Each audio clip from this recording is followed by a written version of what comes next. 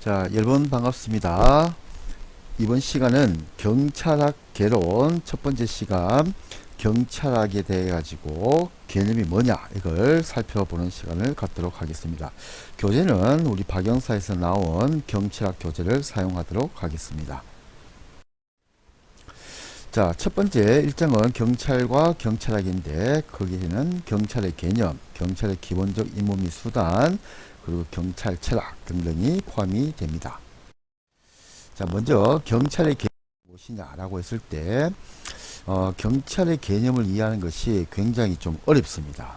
왜 어렵냐 그러면 경찰의 개념을 이해하기 위해서는 경찰의 개념이 등장하게 된 역사를 이해해야 되기 때문입니다. 자, 지금 우리가 사용하는 경찰이라고 했을 때는 일본어입니다. 일본어 가와지 도시오시라고 해가지고 일본 근대 경찰의 아버지가 있는데 이 가와지 도시오시가 사용한 경계 사찰의 줄임말, 그것을 우리는 경찰이다 혹은 경세 찰속의 줄임말이다 라고 얘기를 합니다.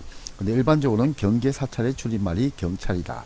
경찰은 살필 경자에 경계할 개자, 그리고 조사하다 할 때 사자, 그리고 또 살필 찰자, 그래서 경계 사찰의 줄임말을 우리는 경찰이다 라고 얘기를 합니다. 먼저 이때 경계라고 했을 때 일본에서는 예방의 뜻을 가지고 있습니다. 그리고 사찰이다 라고 했을 때는 진압의 뜻을 갖고 있습니다. 그래서 이걸 굳이 이제 영어로 번역을 하자면 우리가 이제 흔히 프로액티브 폴리싱 그리고 리액티브 폴리싱 이렇게 얘기를 합니다. 그래서 프로액티브 폴리싱이 사전 예방적 경찰 활동이다 라고 얘기를 하고, 리액티브 폴리싱을 우리는 사후 진압적 경찰 활동이다 라고 얘기를 합니다. 그래서 사전 예방과 사후 진압이 합쳐진 말이 경찰이다 라고 여러분이 이해를 하면 됩니다. 자, 그러면 이제 이런 경찰이라는 개념이 고대, 중세, 그리고 경찰 국가 시대, 그리고 법치 국가 시대, 이때 이제 경찰의 개념이 변화를 하게 됩니다.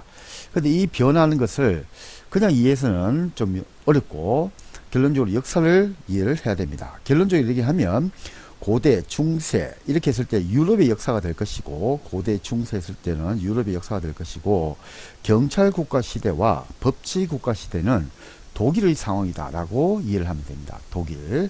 자, 그러면 먼저 고대를 보면 고대는 경찰이라는 말을 일체의 국가 작용이다, 그래서 헌법이다 이렇게 얘기를 합니다. 그럼 이게 무슨 말이냐면 우리가 이제 그리스가 있고 라틴어가 있죠. 그래서 이제 우리가 그리스 로마 신화다 이렇게 했을 때 이제 라틴어 그리스가 있는데, 이제 그리스어로 했을 때 우리가 이제 경찰의 말이 뭐냐라고 했을 때 그리스의 이제 도시 국가가 폴리스라고 얘기를 합니다. 그리스의 도시 국가가 이제 폴리스다라고 얘기를 하는데, 이 우리가 이제 그리스를 갖다가 서양 문명의 근원이다, 뿌리라고 보기 때문에 아주 위대하게 봐서 그렇지, 우리나라로 비유를 하자면 과거에 가야가 있습니다. 그죠? 우리 김해부터 해가지고 뭐 하만 이렇게 해서 이제 가야가 있는데, 그 가야에 나라가 하나만 있는 게 아니고 쪼매난 이제 산골에 거기에 나라가 수십 개가 있었다는 거죠. 쪼매난 동네 하나가 나라라는 거죠. 이게 그 그리스도 여러분이 이제 여러 가지 역사책이라든지 많이 봤겠지만 그리스도 우리나라처럼 산이 굉장히 많습니다. 그래가지고 그 산 밑에 아래 동네가 쪼매난 게 있는데 그 동네가 뭐냐라고 했을 때 그리스는 폴리스다라고 했다는 거죠. 그래서 우리로 말하면 월영 폴리스, 그죠? 월영동입니까? 또 아니면은 뭐 합성동이다 그럼 합성 폴리스, 또 양덕동이다 그럼 또 뭐 양덕 폴리스 뭐 이렇게 했다는 거죠. 그래서 이제 많은 도시 국가가 있는데 그 도시 국가를 그리스로 했을 때 뭐 폴리티아, 그죠? 그리고 이제 라틴어로 해가지고 폴리테이아 뭐 이렇게 뭐 얘기를 합니다. 근데 어떻게 됐든 그 도시 국가가 이제 폴리스라는 건데, 그 도시 국가에서 경찰이 모든 활동을 다 했다라는 것이 일체의 국가작용입니다. 그럼 이렇게 해도 좀 어려우니까 우리 일제시대를 비유를 하자면 일본의 경찰이 있죠. 헌병인데 이 헌병이 경찰이 그 당시 일제시대를 보면 세금 징수도 일본 경찰이 하고, 그리고 또 일본어 보급도 일본 경찰이 하고, 그러니까 경찰이 모든 일을 다 한 거죠. 모든 일에 다 관여를 한 거죠. 그래서 과거의 그리스의 모든 국가의 작용을 뭐라고 했냐 그러면 그걸 우리는 폴리티아 뭐라고 얘기를 했다는 거죠. 이게. 그러면 이때 이제 이 폴리티아라고 했을 때 이 용어가 이제 결국에는 두 가지 어원을 낳습니다. 하나는 우리가 폴리틱스라고 하죠. 폴리틱스. 그게 뭐냐? 우리가 정치라고 번역을 합니다. 정치. 그래서 폴리틱스 이렇게 했을 때 폴리틱스 사이언스 하면 정치학이다. 이렇게 얘기를 합니다. 그래서 이 정치라는 어원도 이 폴리스에서 기원을 하게 되고, 그리고 우리 경찰 폴리스라는 말도 이 도시국가의 폴리스에서 어원을 같이 하고 있습니다. 그래서 결론적으로 얘기하면 정치와 경찰이라는 것은 어원이 똑같기 때문에 뗄래야 뗄 수가 없다. 그래서 지금 현재 우리 경찰이 정치적 중립이 안 된다 뭐 이렇게 얘기를 할 때 결론적으로 정치에 영향을 많이 받는다라고 하는데, 어원적으로 봤을 때 이 정치와 경찰이 한 몸이라는 거죠. 자웅동체라는 의미죠. 이게. 그래서 결국에 이 정치라고 하는 것이 뭐냐 그러면 사회적인 갈등을 해결하는 집단이 정치인입니다. 그런데 그 정치인이 사회적인 갈등을 해결을 못한다. 그러면 누가 등장하냐? 경찰이 등장하게 되는 거죠. 그래서 여러분들이 여러 TV라든지 또 뭐 역사 시간을 통해 가지고 경찰하고 시민들하고 막 대립하고 뭐 환병 던지고 뭐 경찰이 강력하게 진압하고 이런 내용을 많이 봤을 겁니다. 그래서 그 이유는 정치와 경찰은 한 몸이다. 뗄래야 뗄 수가 없다. 어원적으로 똑같다. 자, 그래서 결론적으로 고대 그리스에서 경찰이란 말이 뭐냐라고 했을 때는 일본 일제시대 일본 수사처럼 경찰이 모든 일을 다 했다라고 이해를 하면 됩니다. 그래서 왜 헌법이라고 얘기하냐면 이 헌법에는 국가가 갖춰야 되는 가장 기본적인 사상이 다 들어가 있습니다. 즉 국가 작용이 어떻게 될지 다 들어가 있는 거죠. 우리 정부 조직을 구성하는 원리도 들어가 있고 시민의 기본권에 대한 내용도 들어가 있고, 그래서 결론적으로 얘기를 하면 고대 그리스의 경찰이란 말이 뭐냐라고 했을 때는 일체의 국가 작용을 의미했다. 이렇게 이해를 하면 됩니다. 자, 그럼 이제 중세로 옵니다. 자, 중세 이제 미들 에이지 혹은 다크 에이지라고 얘기를 하는데, 여러분이 잘 아시는 것처럼 중세의 특징이 뭐냐면 기독교가 이제 313년에 그 밀라노 칙령에 의해 가지고 뭐 콘스탄티노플 대제 이렇게 하죠. 그래서 이제 예수님을 믿는 기독교가 공인이 됩니다. 그죠? 그래서 우리가 이제 서양의 중세라고 했을 때는 기독교가 공인된 313년 이후를 일반적으로 중세다라고 얘기를 합니다.